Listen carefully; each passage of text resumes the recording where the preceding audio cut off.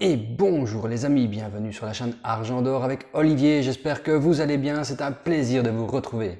Hier, samedi 2 octobre 2021, il y a eu une réunion avec iMarketing. Ici, nous allons faire un petit débriefing sur les points qu'ils ont apportés.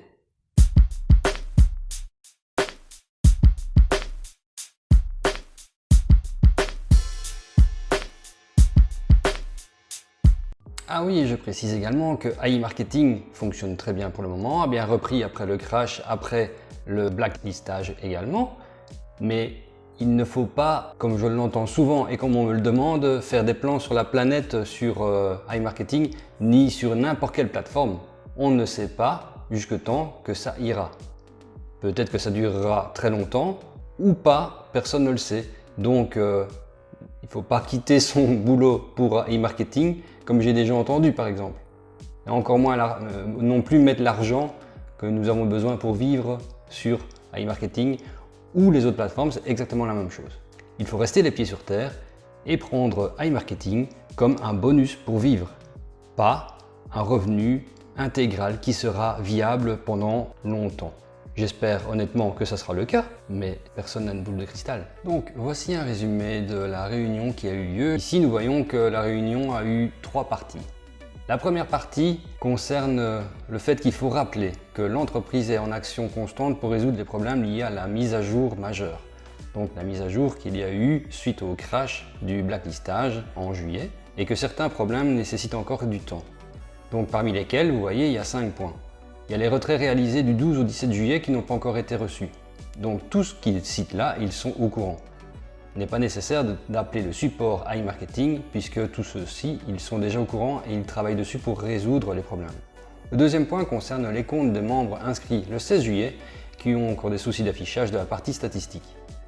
Le troisième point concerne les dépôts réalisés le 30 septembre lors de la maintenance et qui n'ont pas encore abouti, seront prochainement crédités sur les comptes concernés. Et vous avez les comptes ayant moins de 10 $ de non dépensés, donc dans la partie non dépensés, et qui ont encore un montant dans le non dépensé. Ils sont au courant également du problème. Et les bonus qui n'ont pas été intégrés au budget publicitaire entre le 8 et le 15 juillet, ils sont également au courant et vont travailler dessus et vont résoudre le problème prochainement. Ah, et si tu n'es pas encore abonné à la chaîne, n'hésite pas, ça la fera avancer, tu auras les notifications et alors tu pourras voir les nouvelles vidéos qui ont sur la chaîne YouTube. Vas-y, n'hésite pas, appuie. Enfin bon, moi, je dis ça, je dis rien. La deuxième partie concerne le fait qu'il faut souligner 2 problèmes majeurs concernant les membres qui ralentissent le travail du support avec des problèmes sur lesquels iMarketing n'est pas responsable et où chacun doit être vigilant et responsable. C'est-à-dire, par exemple, dans les 2 points, les personnes qui suivent les liens de phishing et qui se font pirater. C'est un rappel de la réunion précédente. Oui, en fait, il y a des gens qui reçoivent des SMS, des mails ou qui vont sur des sites ou des applications qui ne sont pas du tout iMarketing, sur lesquels ils enregistrent leurs identifiants et par lesquels ils se font voler leurs identifiants parce qu'après, les auteurs de ces arnaques vont sur iMarketing, le vrai iMarketing avec leurs identifiants et puis reprennent l'argent sur leur compte à eux. C'est comme ça que les gens se font voler leur argent par le phishing. Le phishing est le fait de pêcher pour avoir les identifiants, donc le mail et le mot de passe. Les personnes qui envoient, dans le deuxième point, les personnes qui envoient des virements 2 fois sur la même adresse. Ces problèmes ne sont pas la priorité d'iMarketing, soyez vigilants sur vos actions et passez le message à l'ensemble de vos équipes. Dans ces 2 cas, vous êtes seul responsable. Ici, ce qu'il se passe, c'est que des gens envoient sur une adresse crypto, que ce soit d'iMarketing ou INB, des montants. Après, ils reçoivent encore des retours de vente sur iMarketing et n'attendent pas d'avoir reçu le premier virement, le premier transfert de crypto, pour déjà demander un deuxième transfert de crypto. Et là, depuis le début d'iMarketing, on dit que ça crée un problème. Il faut toujours attendre lorsque vous faites un retrait d'iMarketing vers votre wallet crypto que celui-ci soit arrivé avant de demander un deuxième retrait d'iMarketing. La troisième partie concerne le fait que la seule priorité d'iMarketing est de résoudre les problèmes actuels et non pas de développer leur activité dans le futur. C'est-à-dire que pour le moment, ils sont vraiment fixés sur le fait de résoudre les problèmes informatiques qu'ils ont avant de penser à ce qu'ils vont faire plus tard. C'est normal, ils ne vont pas commencer à créer des nouvelles choses sur des bases friables. Les bases friables, c'est-à-dire qu'ils doivent réparer tout ce qui se passe, par exemple, notamment dans le point 1 ici au-dessus qui a été cité. Par conséquent, les sujets cités après ne sont pas une priorité, c'est-à-dire permettre les paiements sur iMarketing par carte bancaire, développer d'autres moyens de paiement et mettre en place les campagnes de bonus. Donc, il ne faut pas essayer pour le moment de payer sur iMarketing avec des cartes bancaires. Cela ne fonctionne pas. Ils n'ont pas remis ceci en route. Ils ne vont pas créer de nouveaux moyens de paiement et ils ne vont pas mettre pour le moment en place les campagnes de bonus comme nous connaissions avant le crash qui donnent 10% en plus de la mise. Ce n'est pas ce qu'ils vont faire pour le moment. C'est normal, ils sont en train de réparer les problèmes informatiques qu'ils ont et ils sont occupés également à rembourser le fonds Protect.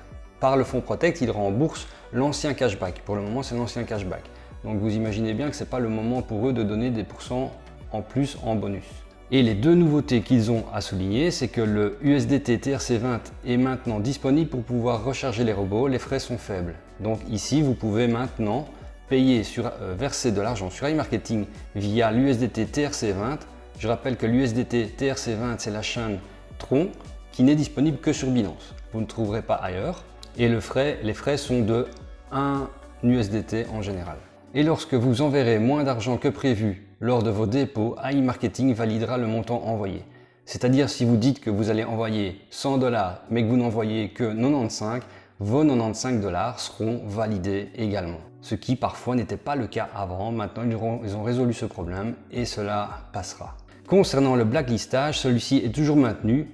iMarketing a tenté des négociations avec les sociétés de cashback pour récupérer les fonds, mais ces négociations n'ont pas été acceptées. Donc pour le moment, il n'y a pas de changement pour le blacklistage. Ce n'est pas la peine de demander pour le moment quand est-ce que nous allons récupérer l'ancien en cours. Pour le moment, l'ancien en cours est bloqué, mais n'est pas bloqué chez iMarketing. L'ancien en cours est bloqué chez les agrégateurs qui ont bloqué suite au blacklistage. Donc l'argent n'est pas chez iMarketing. iMarketing ne sait pas le donner tant que le blacklistage n'est pas levé et que les anciens agrégateurs ne font pas revenir l'argent des ventes qui étaient dans le en cours. Enfin, la société Perfect Money conserve pour l'instant sa position. Donc iMarketing n'autorise pas à être présent dans les moyens de paiement. Donc il n'autorise pas de payer avec Perfect Money, parce que les frais sont trop élevés et les fonds sont bloqués par Perfect Money. À ce jour, il ne faut toujours pas utiliser Perfect Money. Donc ils insistent bien, n'utilisez pas Perfect Money pour le moment sur iMarketing, il y a des problèmes. Voilà le résumé de la réunion. La prochaine réunion est prévue dans 2 semaines. C'est vrai que c'est bien d'iMarketing de continuer à faire des réunions bi-hebdomadaires comme celle-là, parce que ça n'avait pas lieu aussi souvent avant. On dirait que maintenant le crash les a un petit peu boostés pour la communication et vous voyez, ça se fait. Donc n'oublions pas pour iMarketing de le voir comme un bonus. Tant que cela fonctionne, tant mieux. Espérons que cela fonctionne pendant 50 ans. Mais ne basez pas votre vie sur iMarketing, comme sur n'importe quel autre investissement d'ailleurs.